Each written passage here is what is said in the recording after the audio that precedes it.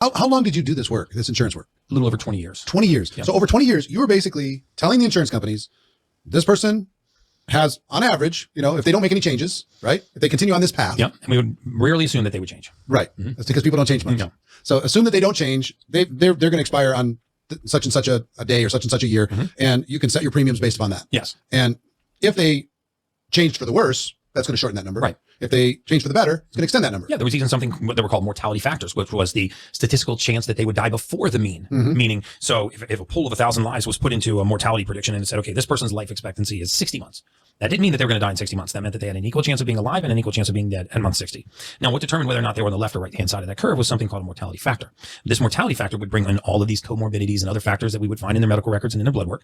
And it would say they have a much higher chance of being, of passing before, we call it maturing before that 60-month age. Maturing. That's such a nice word. Yeah, we never use the Yeah, term. you're going to mature. Yeah, you're going to mature off the planet. But what's super interesting was